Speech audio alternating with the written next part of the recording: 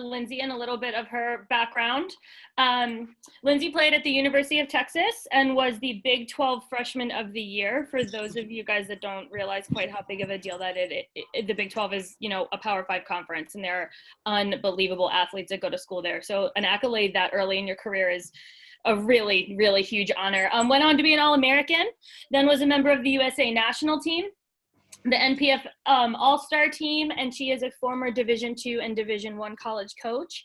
And she kind of segued from that to start Just Dig In. That's the Instagram link I sent you guys to check out so you could kind of see what she does.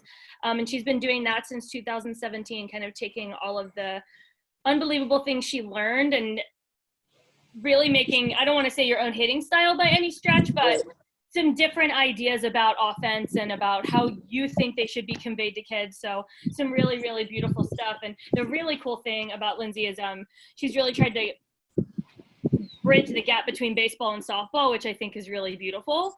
So that's something that she, puts on a high priority on her offensive strategy. Alicia, you want to just intro the girls real quick? Yeah, definitely. Girls, welcome.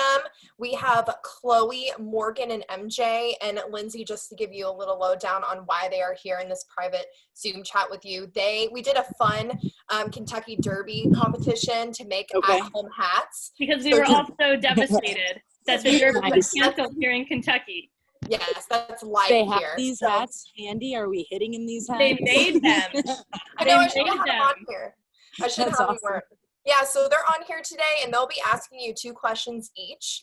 So when I call on them, they'll be ready to go. So, Chloe, do you want to start with one of your questions? Yeah.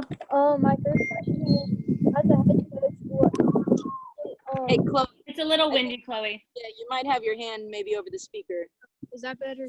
Yes. Yeah. Okay. As a head coach, what do you look for a leader? Try that one more time. It's breaking up. Yep. As a head coach, what do you looking for in a leader? Well, let's see. Being a head coach, like I had a lot of different wants and desires as a head coach than a lot of coaches have. So I like to win personally, right? Like I play the game because I want to win, whether I'm actually the player or the coach. Like I'm not just out there to play the game and have fun, because losing isn't fun to me. So for me, I want somebody who's a leader, understands the game, and is not afraid to take charge and like communicate the number of outs, and not just the number of outs, but take it a step further. Like just because there's a runner at first and your left fielder knows that they're supposed to cover third on a bunt doesn't mean that you shouldn't tell them every time there's a runner at first, right? Like all the way into my professional career, I was the one that was like, hey, make sure you're either backing up third or you're covering third on that bunt. Like these are professional players. I'm telling that. Of course they know that. But it's like a leader kind of makes sure that, and they take the doubt out of where the next play might be, right? So it's like a leader is going to be somebody who knows the game, knows how to think about the game 2 plays ahead, and can pick up their team when they're down, not just by being a leader in the dugout and cheering, but literally understanding what your goal is to win the game. For me, right? Like if you're playing for me and we're trying to win, we're trying to score the most runs. So a leader is going to be somebody who's likely in the top 4 in my lineup, somebody who's ready to swing the bat to score, not who's just looking to get to first base. Like I could care less about you getting to first base, because if you're going to score, I expect you already passed first base. So I don't really care about first, right? That's awesome. All right. That was a great answer, Lindsay. Awesome. That's great. MJ, do you want to start with one of your questions? You're muted. What advice would you give me as a freshman to help better myself to get ready for college ball? Okay. Did you play tournament ball as well? Yes, I did. Yes. Okay, hold on. Can I turn this up? You're good. Yeah, we can hear you. We can hear you. So you play club ball? Yes. Yes, ma'am. Yes. Okay. What do you think, like if I just told you that the important thing for me as a head coach, like if I'm getting paid to win and to teach players how to be good students and be great players, students of the game, like if that's my job and my role and wins count, then how do you think that you can stand out to me? Can we unmute everybody real quick? Yeah, everybody can. Absolutely. Feel free to just say something, if whatever comes to mind, okay? Like, how do we win? Be very quick to the point. Probably by working together, maybe. That's a byproduct of winning, and I love it because it's a huge part of it. It's a piece of it. It's a piece of it, right? But how do you actually win games, right? How do you actually win games? Yeah, at the end, how do we know we won? At the end of the game. With the most runs. Boom! Chloe's paying attention. Boom.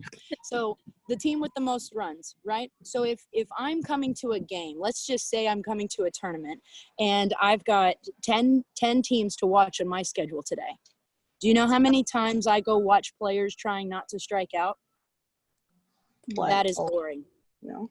Okay. Do you know how many times I watch players like come up there and be happy with hitting it right back at the pitcher, line drive out? Like, that's not fun to watch. Like, I need players who understand that when they're up to the plate, they're not trying to get to first. Again, they're trying to get to home, and everything that they do along the way says that. So if I'm looking at you as a freshman, you've got some time, right? So it's not like extremely crucial that you pull out all the stops your freshman year. Let's just say you do have a great freshman year, right? What does that mean? You probably were leading your team with batting average. You're probably hitting bombs if you can drop bombs, right? Like, you're hitting multiple base hits. You're scoring RBIs. You are an offensive run producer.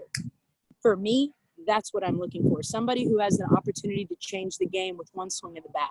And Lindsay, when you're talking about, like, finding ways to win, score runs, be attractive to a coach, don't you think so much of that, speaking specifically to, to MJ's question, don't you think so much of that is figuring out the best way you can score runs? Sure. I think obviously it's pitch by pitch, right? It's not even day by day. Sometimes you feel like you just have a crappy day and you're just like feeling like, oh God, I want to play, but my body feels like crap. Like, on that kind of day, you got to know that you don't have it all. You got to choke up. You got to like shorten your swing. You got to maybe change your attack a little bit because your body is weak that day. Or maybe you're feeling like you're lights out and nobody can throw the ball past you, and you should be aiming for that fan out in left center field, so you can jack that ball out there. It's like, for me, the kind of player that I'm going to recruit is the one who always has a plan. It doesn't matter if you hit the home run or if you drop the bunt. Where did you want to place the ball? No matter what, if you know where you want to place the ball every time you step in the box, you're going to show that either your plan is to not strike out or your plan is to score runs. And if you keep your plans towards scoring runs, you'll always know where you could hit the ball because there's tons of open gaps on the field. So you got to look at them. You can't just get in there and hit just to not strike out, just so that the pitcher doesn't beat you. The whole point is to touch all four bases. And when you swing like that, when you run the bases like that, you don't have to be fast to be a great base runner. No, you don't. No. You have to think ahead. You have to know where the defense is likely going to throw the ball when, whatever happens, right? When the ball goes to left center gap and I'm on first, they're probably going to be throwing home or throwing to third if I'm not very fast, right? Like, beginning to think about these things before they happen. And you also learning, where are people playing? What do on-time swings look like? What do late swings look like? What are the ones that I'm going to have to hold up on? And which ones can I like break off the bat? Like, as soon as I see it hit, boom, I'm running. Like, I know that's in the gap. Like, those kinds of players, the players who think about the game two steps ahead and are always trying to find ways to score and pick those teammates up, like, you have a bat at bat, fine. But like, how are you taking that bat at bat and moving to the next one? When the What way is a bat she's at bat? talking, you guys, like, she's speaking to you guys as older than you are, because I told her that you guys are upper level athletes, and the stuff she's talking about are things that you're probably not getting right now from your, even if you play on the most legit select ball teams, it's just not stuff that really is taught. So really, just, it's a lot, but try to pay attention to some tidbits of what she's saying, because that's the stuff that separates like good athletes. When we go watch kids, we know the girls that want to play the game because they've taken the time to learn the game. And those are kids I want to be surrounded by, right? So that's the whole thing about kind of what Lindsay's talking about, and prepping yourself and learning and being a student of the game, right? Right. Yeah. Absolutely. Like being a student of the game so much that when it's your turn to hit the ball, you're There's looking no at doubt. the field, you're picking your hit, and you're literally visualizing it before you step in the box, measuring yourself against the pitcher, how you feel that day. What do you feel like? You got to have that plan. And it's the people who have the plan who are going to stand out in all of those tournaments. Those tournaments have 1,000 kids. How do you think we're going to watch some? How are we supposed to pick you out of everybody else? The one who's the loudest? Don't just scream. Know what you're saying. Yes. Don't show what you don't know by just yelling, oh, 2 outs. 2 outs, throw to 1. That is not the case when there's 2 outs. You don't know where the ball's even going to be hit yet. You can't just say throw to 1, right? Like you gotta direct the game. So I'm looking for the communicator.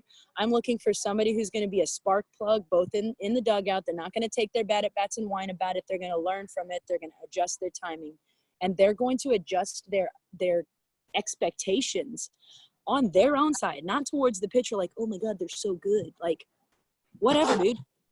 Who cares how good the pitcher is? Every pitcher is beatable if you believe it.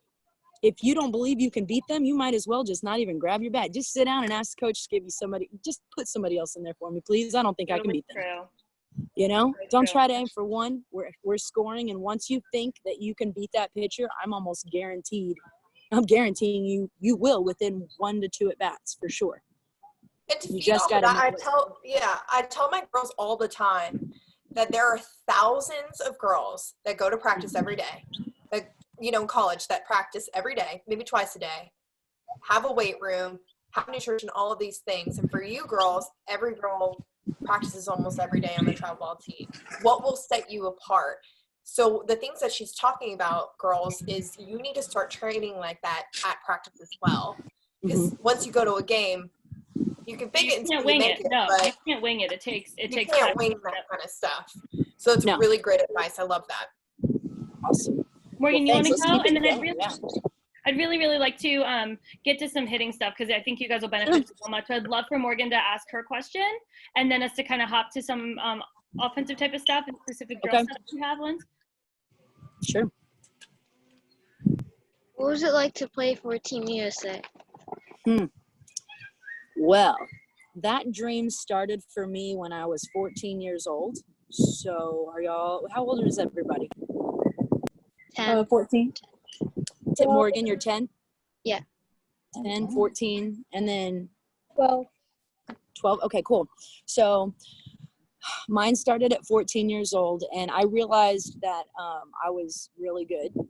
You know, I realized that with the people on the team that I played with, I was usually the best hitter, and I was usually the best hitter at the tournaments and whatnot. So I realized that I was pretty gifted with this sport. And so I remember telling a friend of mine that I wanted to make the USA team. And she kind of laughed at me like, yeah, right. And I was like, okay, we'll see.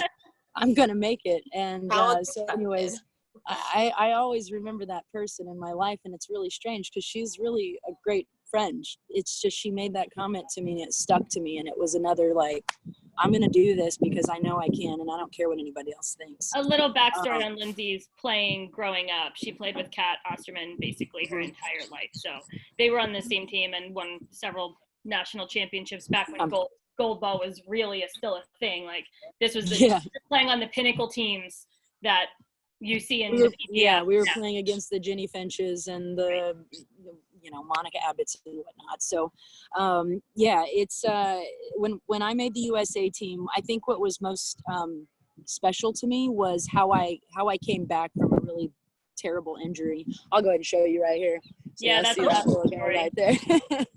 So we were playing Arizona at the Cal State Fullerton tournament my sophomore year at UT, and I slid into home head first, broke my humerus like completely in half. I had to have surgery, and that was 1 week after I had just been invited to USA tryouts. Right, you were only 3 months away or so? Yeah, it was like 2.5 months away from tryouts, and I had to get surgery and like come back within 14 weeks. And so I got released 5 days before tryouts, and did some funny things trying to get ready for it. But anyways, I ended up making it. So I think for me, it was, yes, it was awesome making the team and playing and wearing Team USA across my chest. That was an unreal feeling to go out on the field and just compete for your country. But beyond that, it was like what I had to do to actually make it there in such a short amount of time after breaking my arm and ending my season and going through all that depression and like the bouts of going up and down and up and down. God, you could have totally quit. Yeah. I mean, the surgery that I chose they could have hit the nerve, the radial nerve that goes down the back of your arm, and I would have lost feeling for my arm forever. So I had to make a choice when I chose that surgery that, well, I was either good enough with how I left the game, scoring the last run, like to beat, Arizona, number 1 Arizona. Like, was I good going out like that? I gave everything I always had. So to me, going out, trying to make the USA team, like if this surgery went wrong, well, I just did everything I could. So when I actually made it, I just feel like it was such a triumph over a huge adversity that it was a lot of I was really proud of myself for coming back from that. So that Morgan, tell me that wasn't a way better story than you expected to hear. Isn't that an awesome story? Yeah. I feel like that's a kick. I'll have to share with y'all someday how I actually broke my arm, because that's a really good story. So Morgan, you actually had a really great question that was about hitting that I think Lindsay is totally up her alley. So do you want to ask your power question? Yeah. How do you get more power in your swing? Okay. Tell me right now, where do you usually hit the ball? Like, let's say you're playing a game and you're playing against live pitching, so the girls are pitching at you now. Probably not very well yet, right? You're 10U. And so we know that pitching is all over the place, right? It'll get better, okay? So tell me, where do you usually hit the ball on the field? And are you right-handed or left-handed? I'm right-handed. Okay, and where does it usually go when you hit it hard? Like your best hits, where do they go? Probably right field. Right field. Okay. So let me show you something here. You guys pay attention. I'm going to try to get to where you can kind of see. That's perfect. Yeah, that's great. All right. Lindsay's old, you guys. Don't hold it against her, okay? I'm just kidding. She's not old. I need to push this up a little bit here. Yeah, that's awesome. Girls, can you see okay? All right. Yeah. I think I'm All right, my great. head up, so I'm going to move it up just one little bit more. Sorry, guys. I'll get it here. Oh, No, it's it's great. great. It's perfect. All right. So, I know it's hard to see how far out in front this ball is right here, but most people practice with the tee like right here. Okay, so I want you to see how far out in front this is, and I'm actually going to hit this ball, and then I'm going to move it back where most people practice. Okay, so for me, I know that my strongest hit is my pull side hit. Okay, so if you've ever seen tennis, you know that you hit the ball over the net, right? And they have to land it in the court. Well, we don't have to land it in the court. We can hit it out hard. But I want you to think about using that left side of the court just like we have a left side of the field. So we don't want to hit it right at the left fielder.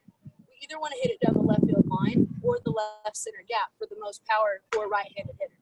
So I'm going to show you how far out in front that ball can be for you to get some good power. Okay, now here's where most people practice. Act like this is my batter's box. When you guys set up your middle pitches, when you're practicing and you're setting up your fat pitch, where is it? Is it at your front foot, inside your front foot, at your belly button? Where do you guys think your sweet spot is on a fat middle pitch? This is right down the middle, right here. So my plate, center of my plate is right here. I know you can't really see that, but this is where I think most people kind of practice. It's right here where they could actually touch the ball. So what do? We end up kind of standing up, end up kind of swinging down, and end up kind of slicing the inside of the ball that way. So even people who put that ball right at their front foot and they keep their net facing the pitcher like this, it's like, you gotta understand, guys, if you hit the pitcher, like if you hit them with a line drive, how many bases do you think you're actually gonna get? Maybe one. Maybe. It's not even guaranteed, right?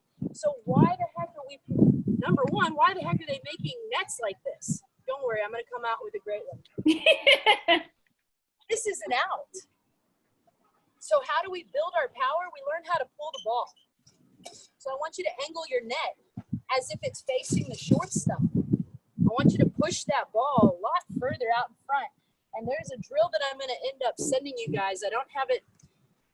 Well, actually it is. It's the last drill that I'm going to give you in the course that's going to be free. It's called the 1 foot drill. And all you're going to do is you're going to reach out until that ball is about 1 foot away from you. And then you're going to get ready and you're actually going to step to it, turn your body and attack way out in front, because you know what brings the most power? This spot on your bat. This is called the sweet spot. And it's right here. 2 inches below the end of your bat. All you got to do is grab it. If you can find a way to get this spot on your bat to the ball, you're likely going to hit it out of the park, because our bats and in the fields that we play on are usually adjusted for our size and our weight, right? So if you're younger, you've got some pretty hot bats that can actually hit the ball out of the park for you, but not if you're hitting it with this part. This is not the sweet spot. From the middle down, this is your yellow zone part of the bat. From here down, this is the red zone. We don't want to hit it here. You know that hurts your hands. Yellow, sweet, green spot right here. Well, and you see how Lindsay only has a few inches, like 4 fingers worth of sweet spot, you guys. A lot of people think the sweet spot is this long.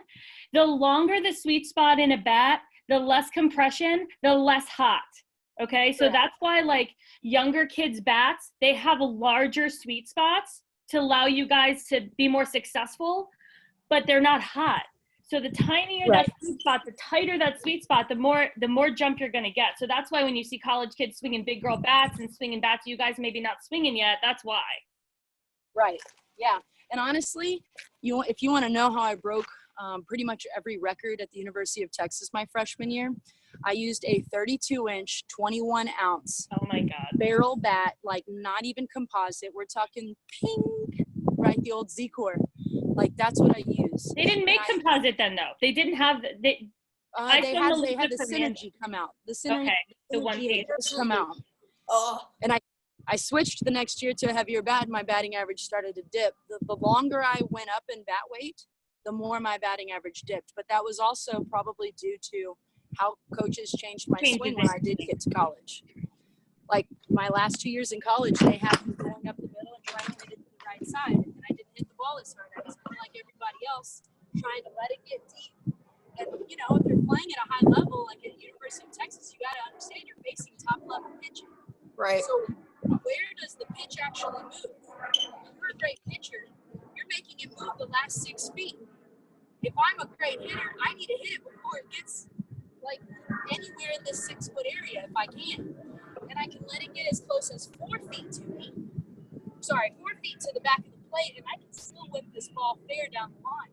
So I think it's more about, instead of thinking about how to swing, it's like how much space do you need to be able to reach your arms out, like, boom, right there, to whip it right down that third baseline. You ever hit a ball so hard at a third baseman that she can't even react?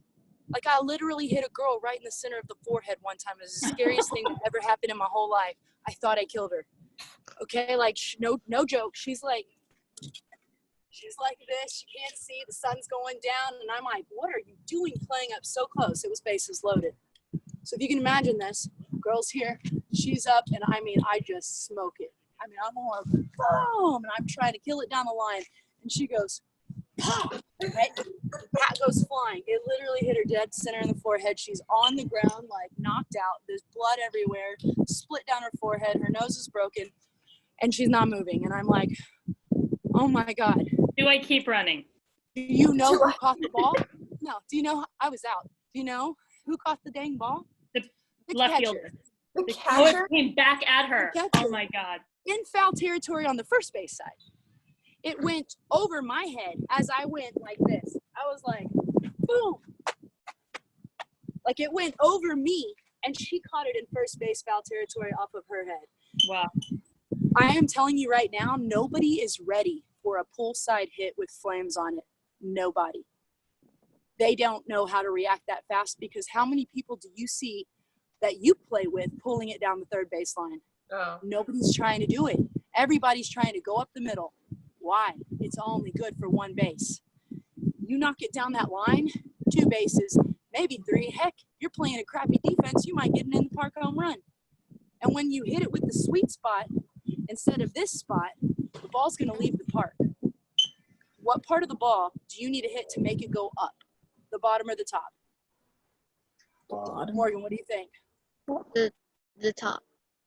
Or Okay, let's do that. Hold on, you're good. If I hit the top, oh wait, no. That's Yeah. okay. right? That's okay. It's hard because you didn't even know I was going to ask you a question, right? And you would be amazed how many college kids would have the same answer, Morgan. Don't worry about it. 100%. Oh, Yeah, believe me. a lot. Believe me. I want you to think about there being numbers on this ball right now. So if it was 1, 2, 3 across the top, 4, 5, 6 across the bottom, and 7, 8, 9. Sorry, 7, 8, 9 across the bottom, 4, 5, 6 across the middle. If this pitch was coming in at me like this and I wanted to hit it to left center field gap, 1, 2, 3, 4, 5, 6, 7, 8, 9. Which number do you think that I would need to hit to make it go to left center field? Tough. Left center field is that way. It's either going to be the 1, 4, 7 side or the 3. Which one do you think? Ball's coming in. To make it go that way, I would need to hit the 3, 6, or 9. Okay, so the outside half of the ball, and you said the bottom, well, we got to the fact that it's the bottom half of the ball that makes it go up, right? So then that would make your green zone, your power spot, your 9 spot. So here's the cool part. If you just focus on hitting the 9 or the 6, and you move the ball all around the zone, doesn't matter. If you put it high, hit the 6. You put it low, hit the 9. And to hit the 9, you can't just swing down. You can't just slice it to make it go up. That's not going to go very far. Have you ever played ping pong or tennis, Morgan? Yeah, Which one? ping pong. Perfect. This is not a ping pong paddle, but it is a racket. But right, like, how do I make the ball, whether I'm playing tennis or ping pong, how do I make it go over the net? Do I hit the top of it? Sometimes, right? Like if it's a high one, then I hit it down, right? Yeah. But sometimes, most of the time, I have to hit the bottom of it, make it go up and bounce onto the court, right? We don't have to keep ours in the court. So you don't even have to spin it to make it go down into the court. You can just launch and it will go. You just find the bottom and you keep swinging that way instead of swinging to hit the ball. So let me show you what most people's swing looks like, okay? This is different than most of you guys typically hear about hitting, yes? This is, Yeah. Top Yeah. hand over, top hand over, over, over. Inside want the you ball, to- inside the ball. I can touch this ball right here if I'm in an athletic position. I can't touch it if I'm up away, so that would make this hitting stance okay for this. Like, okay? I'm swinging at the ball here, and I'm manipulating it with spin. Like, I'm swinging downward and cutting it to make it go up. That is not the hardest hit, but it is something that I can do every now and then. Hitters like this won't hit above 300 usually, just swinging down to make it go up. You're using half your power, okay? Like this pitch here, I would put a whole nother foot away from me. So far out there that I'm gonna have to step to reach it. You see how far out in front that is? Like I'm actually gonna have to move to this and put my forward momentum into it and say, get the heck off me, ball. So you swing like you're telling it where to go. You don't just swing to hit the ball. That in my opinion is like the secret sauce to hitting, is swinging like you're telling it where to go, not just swinging to hit it. Okay, so one more time looking at it, what it looks like to just hit it. I'm gonna keep my chest on it. Things that all of your coaches say, keep your eyes on it. Hit it up the middle, finish there. Ladies, you're not gonna see this ball. If you think that we're gonna see this, like as it's coming, lost the ball, hold on. As this ball's coming in like this, if it's out in front and it's coming at me from the pitcher, okay, like it's gonna get blurry, just like a car gets blurry when it's crossing the road, or you're about to cross the road and it's passing you. That car gets real blurry once it gets really close to you, right?